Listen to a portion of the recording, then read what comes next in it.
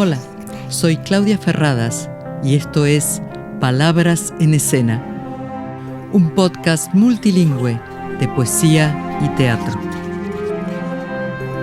La palabra sube al escenario y es protagonista.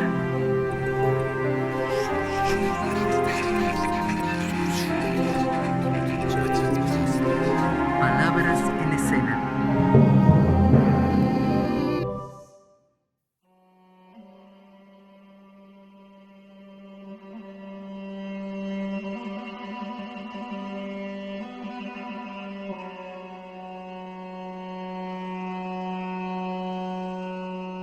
La princesa está triste. ¿Qué tendrá la princesa? Los suspiros se escapan de su boca de fresa, que ha perdido la risa, que ha perdido el color. La princesa está pálida en su silla de oro. Está mudo el teclado de su clave sonoro y en un vaso olvidado se desmaya una flor. La princesa no ríe. La princesa no siente. La princesa persigue por el cielo de oriente la libélula vaga de una vaga ilusión. ¿Piensa acaso en el príncipe de Golconda o de China, o en el que ha detenido su carroza argentina para ver de sus ojos la dulzura de luz? ¿Quién volara a la tierra donde un príncipe existe? La princesa está pálida, la princesa está triste, más brillante que el alba, más hermoso que abril. Calla, calla, princesa, dice el hada madrina. En caballo, con alas, hacia acá se encamina, en el cinto la espada y en la mano el azor, el feliz caballero que te adora sin verte y que llega de lejos, vencedor de la muerte, a encenderte los labios con un beso de amor.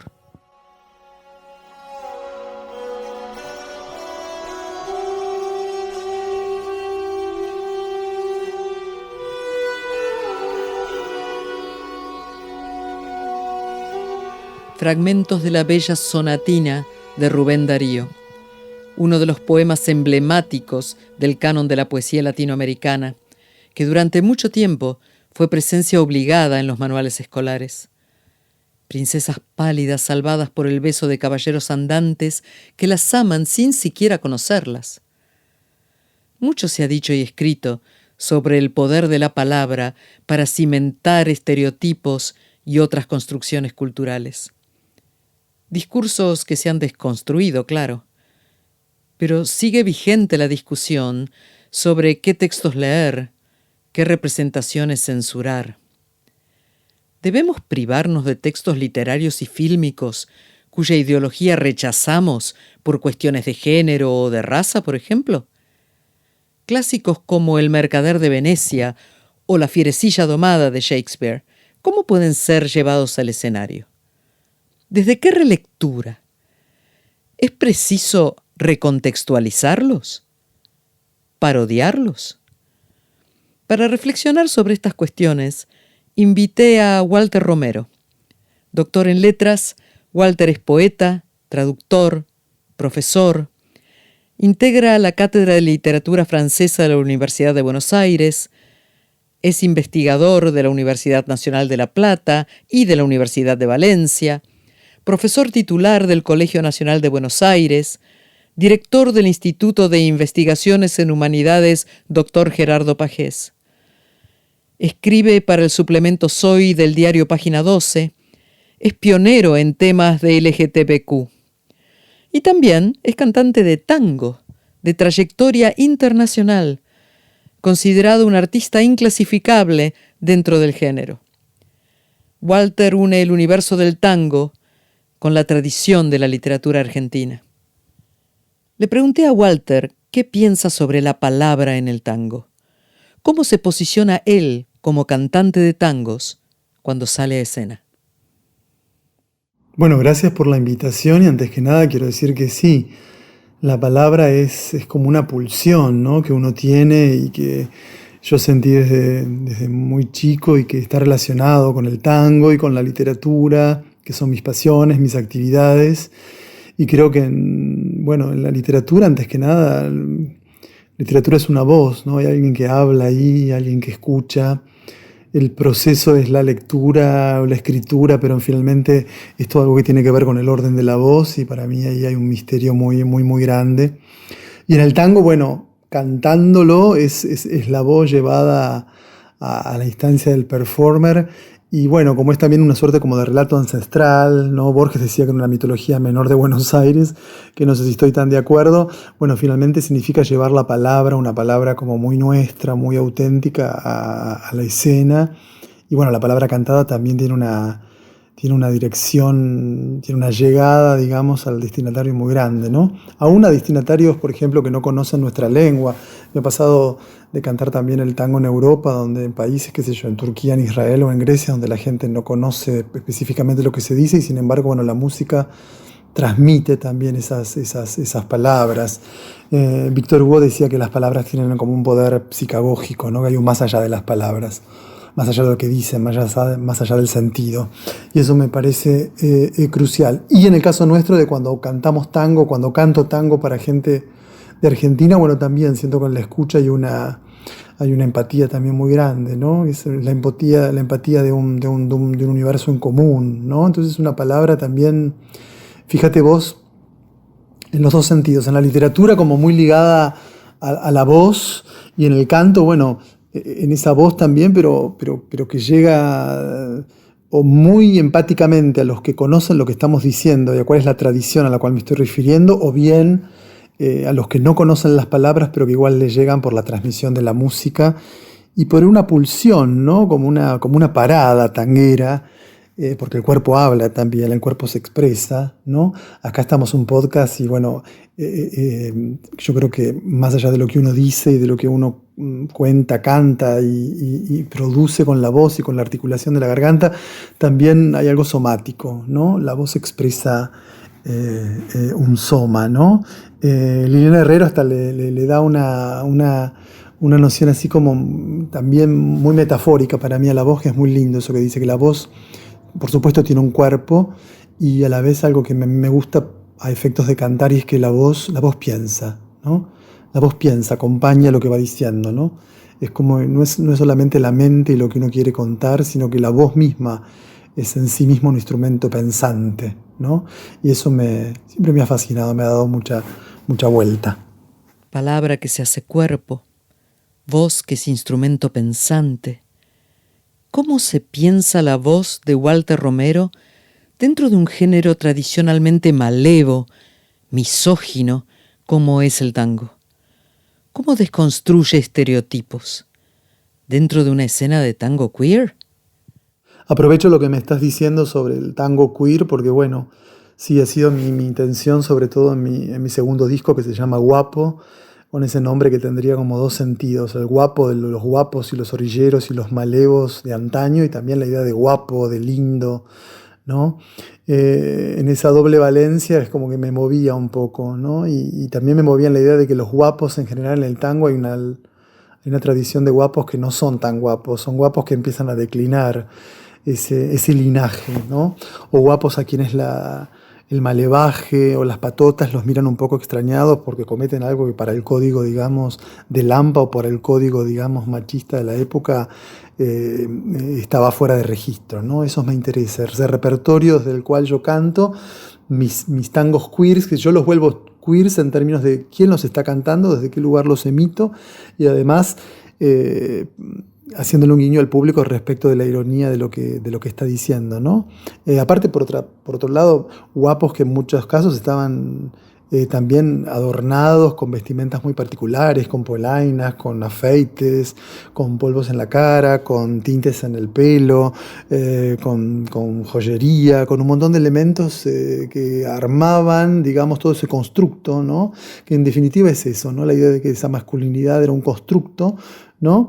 Y que en algunas ocasiones ese constructo, bueno, empezaba a mermar o empezaba a recular, y eso está registrado en muchísimos tangos, ¿no? Desde Malevaje, Patotero Sentimental, El Último Guapo, digamos, como un fin de una tradición, digamos, machista que en los tangos queda expresada. Desde ahí es que yo canto el tango. Ahora parece como mucho más sencillo hablar de tango queer, pero bueno, en el 99 cuando empecé era un poquito más crítico, y hasta, bueno, he tenido algunas cuestiones en relación a desde qué lugar lo cantaba, ¿no?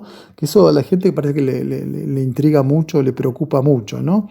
Y por supuesto, tratándose de un género que ha tenido todo tipo de voces, ¿no? Porque también se presupone que para el tango hay que tener una voz así específicamente grave o rotunda, y sin embargo el mundo del tango, que es muy vasto, y sobre todo en sus cantores, tiene y ha tenido voces de distinto tipo, absolutamente. ¿Quién es más cantor, no?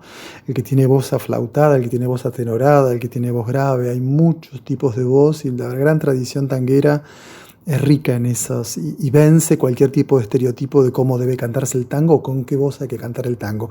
Y ni hablar, aparte, de la otra tradición de las mujeres que han cantado el tango desde el lugar del varón, o que los han estrenado como si el que le emite fuera un varón, siendo ellas mujeres. Y otra tradición que también muy rica de mujeres que se han tenido que vestir con ropas, digamos, masculinos para cantarlo. Pienso en la ñata gaucha, y pienso más cercano a nosotros en Virginia Luque.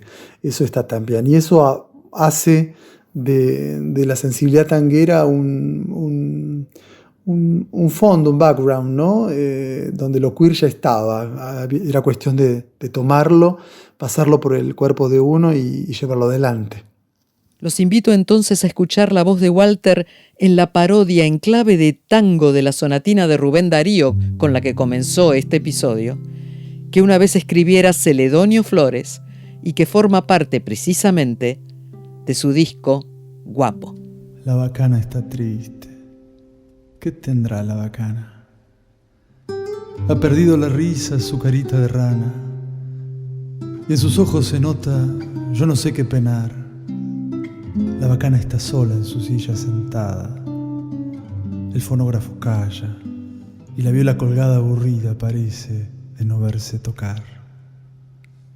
Vuelve al patio el berrido de un pebete que llora.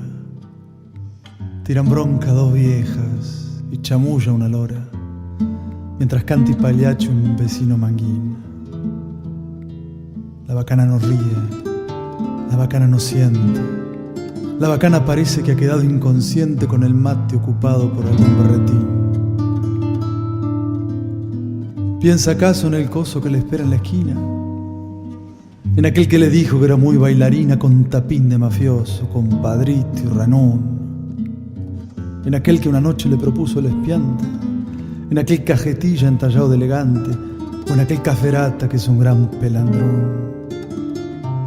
Oh, la pobre percanta de la bata rosa, quiere tener menega, quiere ser poderosa, tener departamento con millet y gigoló, muchas joyas de bute, un pelecha a la moda, porque en esta gran vida el que no se acomoda y la vive de grupo, el final se embromó.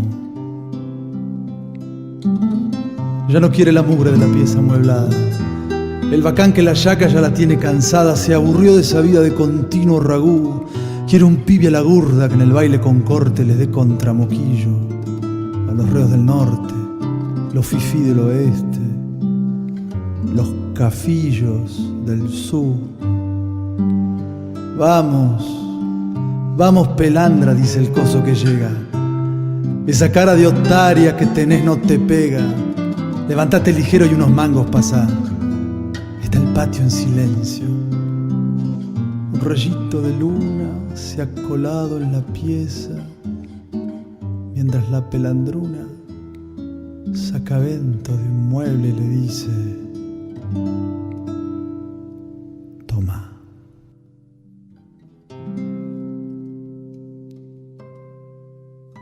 ¿Cuántos estereotipos se ponen en juego en esta parodia?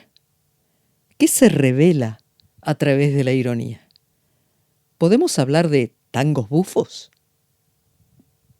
Y bueno, mi trabajo con los tangos bufos ha sido un trabajo sobre sobre las formas socarronas, sobre las formas grotescas, sobre una tradición así muy bufa de nuestra literatura y también de nuestro tango, ¿no? Recuerdo que Lamborghini decía que el gran pasaje de Martín Fierro es ese momento tan bufo, ¿no es cierto?, que antecede a la muerte del Moreno, ¿no? Cuando Fierro carga, ¿no?, a esta mujer, ¿no? Va cayendo gente al baile, ¿no? Y ahí hay una tradición medio bufarrona, medio grosera, que después termina mal, ¿no?, en el Martín Fierro, pero que funda un poco nuestra literatura, esa cosa medio bufonesca, socarrona, grotesca, casi como de ópera bufa menor, ¿no?, que sería el tango. Esa ha sido mi búsqueda en mi último disco, y está muy relacionado con la parodia, ¿no?, con esta sonatina de Celedonio Flores, que reescribe realmente como si fuera un palimpsesto arriba de esos versos de Rubén Darío que toda América Latina ha repetido alguna vez, ¿no? En ciertas generaciones la sonatina se repetía y se declamaba, y bueno, eso está también en nuestra memoria de América Latina, en la memoria argentina, ¿no? De una cosa muy tanguera, pienso en la década del 30, en la década del 40, ¿no? Y atrás aún, mucho más atrás aún también. Y yo creo que ahí siempre me ha interesado ver cómo la literatura entiende la idea de la literatura alta y la literatura baja, desde el del Quijote hasta Celedonio Flores o en el tango, se puede tomar un texto culto, un texto clásico, y hacer de ello una imitación burlesca. Y ahí tenemos, bueno, en esa tradición a grandes escritores y grandes letristas, y dentro del tango los letristas que se han dedicado a una vía que no es siempre la vía melancólica, dramático, trágico, sino una cosa que a mí me interesa mucho y exploré en el último disco mío que se llama Tangos Bufos, que son tangos tragicómicos. Seguramente se quedaron con ganas de escuchar mucho más de Walter Romero. Muchas gracias, Walter, por esta contribución. Pueden encontrar sus discos en Spotify como Walter Romero Tango. Gracias por escucharnos. Las espero en el próximo episodio. Hasta muy pronto.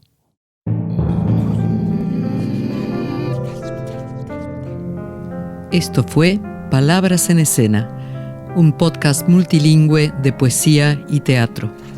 Una realización de quien les habla, Claudia Ferradas, y Tristana Producciones, con música original de Jorge Díez y diseño gráfico de Doque Diseño y Comunicación.